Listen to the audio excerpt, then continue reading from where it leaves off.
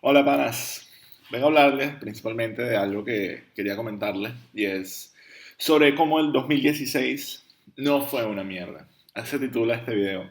Y voy a explicar puntualmente por qué yo pienso que el 2016 no fue una mierda, sino que fue la misma mierda de año que todos los años anteriores. Y básicamente mi enfoque de esto es cómo ha ido cambiando la evolución de la noticia. Vamos un poco hacia atrás. Hace 20 años, cuando la gente leía las noticias, ocurría algo muy interesante y era que un carajo se sentaba delante de la cámara e informaba directamente los hechos como iban ocurriendo. Luego tú escuchabas los hechos y dependiendo de tu contexto social decidías pensar una vaina o la otra. ¿Cómo ha ido cambiando esto ahorita con internet, redes sociales, toda esta paja? Pues hay dos líneas de cómo la gente consume información y entonces voy a hablar de ellas.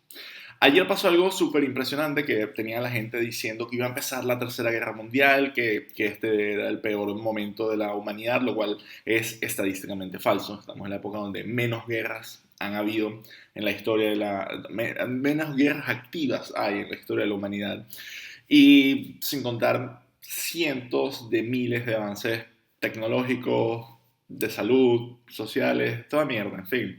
Eh, Estadísticamente no estamos peor, a menos que estés en Venezuela o algún país súper jodido. Pero vamos al punto. El punto es que las noticias eran como este titular. No, este titular que está aquí arriba. Ayer al embajador ruso de Turquía lo mataron. Lo mató este carajo. Hay un video súper fuerte. Y y bueno, sin entrar en muchos detalles, quiero que analicemos por un segundo el titular de la BBC, un medio tradicional, relativamente objetivo, con una línea editorial que trata de no ser muy subversiva, ni muchísimo menos. Y entonces dice, embajador ruso en Turquía, Andriy Karlov, muerto en Ankara por disparos. Russian ambassador to Turkey, Andriy Karlov, shot dead in Ankara. Ok, esto es un titular informativo y así era antes como se recibían las noticias. Si leemos la noticia y el contenido que hay acá, vemos que se habla de que vino un policía, le disparó al embajador y luego la serie de acontecimientos como viene ocurriendo y cómo van a proceder a interactuar ambos países. Esto no tiene absolutamente nada que ver con el asesinato de Franz Ferdinand en la Primera Guerra Mundial, que desencadenó una serie de movimientos internacionales que hicieron que, bueno, eventualmente los serbios mandaran a mamarse un huevo a los austríacos y a los húngaros, y los húngaros, bueno. Pero ese no es el punto. El punto aquí viene a ser que esta noticia es totalmente informativa, habla un poco de los hechos, habla de cuál es el lugar del asesinato dentro de lo que es todo el panorama internacional. Y simplemente dice, Russian Ambassador, Turkey under love, shot dead in Ankara. Vamos a BuzzFeed, que es un medio de internet que básicamente hace dinero consiguiendo clics. Y dice, Russian Ambassador to Turkey shot dead by men screaming about Syrian crisis.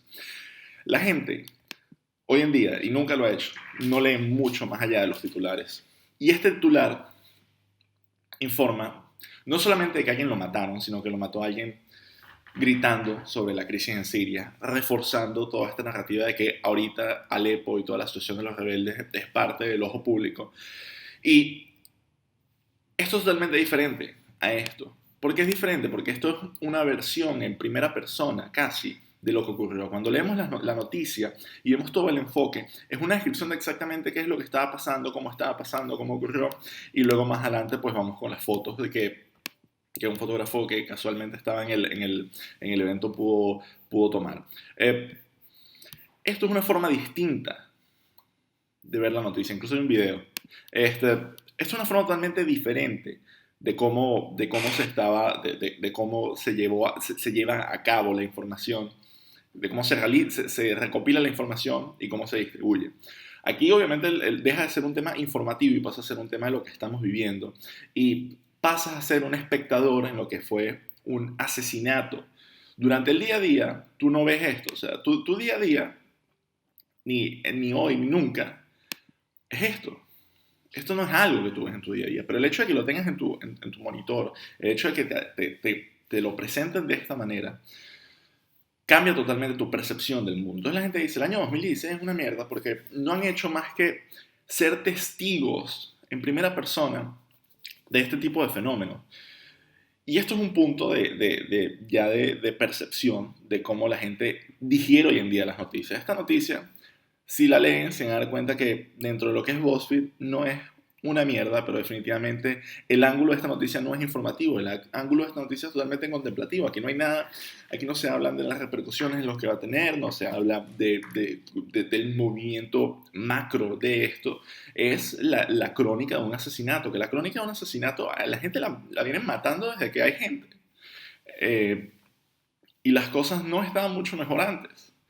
De hecho, siempre va a haber algo que esté mal. Así funciona el mundo. Pero particularmente la forma en la que lo estamos viendo hoy en día pasa a ser un testimonio. Y no solo tenemos ese punto de cómo las cosas son un testimonio, sino que antes cuando veíamos las noticias simplemente era ver la noticia, interpretarla y generar una opinión después de los hechos. Cuando aquí leo que el embajador fue asesinado por un hombre gritando sobre la crisis en Siria, yo pienso lo mató un loco. Y los terroristas no están locos. Los terroristas saben muy bien lo que hacen, han leído muchísimo sobre lo que van a hacer, tienen una ideología súper clara, súper equivocada, obviamente, pero súper clara. Este carajo, cuando salió a matarlo a este tipo, lo principal no es que estaba gritando. Lo principal no es la crisis de Siria. Lo principal es que estos carajos, estos terroristas, quieren con violencia desacreditar el valor de instituciones. Por eso es que hacen terrorismo, porque en el momento que tú sientes que un embajador no está seguro, en el momento que tú sientes que el Pentágono puede ser atacado, es el momento que esas organizaciones dejan de protegerte y te comienzas a sentir inseguro y te comienzas a sentir débil y entonces quieres cambiar a líderes o que te devuelvan esa seguridad o que terminen de rendirse. Y este punto de generarte la opinión en base a un testimonio en primera persona, un asesinato es súper heavy. O sea, obviamente esto da miedo. Pero yo con ese miedo no debo salir a votar, yo con este miedo no debo vivir mi día a día como ciudadano, yo con este miedo no debo tener esta línea de pensamiento. Y es ahí donde va el segundo punto. Como ahorita las noticias nos llegan de una forma ya digerida, de tal manera que yo ya debo tener una opinión. O sea, yo ya debo sentir la opinión, o lo que me llega es una opinión, y yo no voy a tener ni siquiera tiempo de interpretarla, y ese es mi segundo punto. Para los que no conocen a Ben Shapiro es un analista político judío ortodoxo, súper inteligente, que es uno, a pesar de que yo estoy obviamente en desacuerdo con muchas de las cosas que él promueve, porque es un tipo muy conservador y muy de derecha, lo admiro en cierto punto porque tiene una habilidad comunicacional impresionante y al final él también puede tener sus ideas. De eso va la democracia, de eso va la libertad. Y hace poco él puso este tweet en internet y habla de la glorificación de la confusión de género basado en tonterías anticientíficas. Esta es su opinión. Lo primero que yo voy a leer cuando yo vea esta portada de la revista, que es un artículo de National Geographic, que luego sí, él también habla de las otras fotos y las cosas hay de todo, no solo hay una niña transgénero, es como todo en National Geographic, una exploración de un tema, porque esto está ocurriendo, o sea, hay gente transgénero en el mundo, pero si yo lo primero que leo es gente transgénero, y sigo a Ben Shapiro, es que habla de la glorificación, de la confusión de género y fundamentos anticientíficos, posiblemente, coño, eso es lo primero que yo voy a pensar, si estoy en la misma línea que él.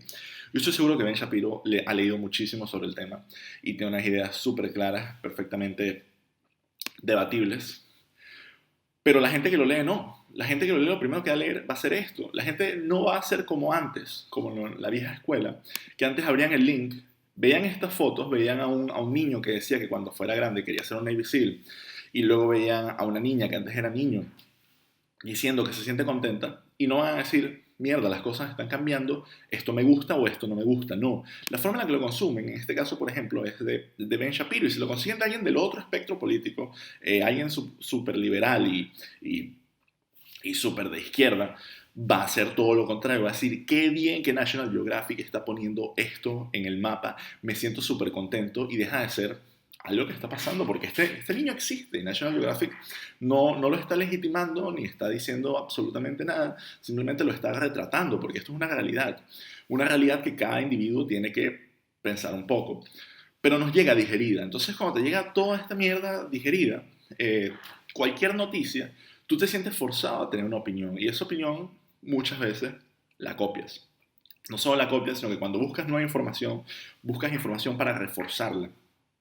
Y dejas de leer a gente como esta, como perfectamente hay muchísima gente que piensa que Ben Shapiro es un huevo y no lo va a leer nunca, a pesar de que hay veces que puede que él sirva como un punto de información.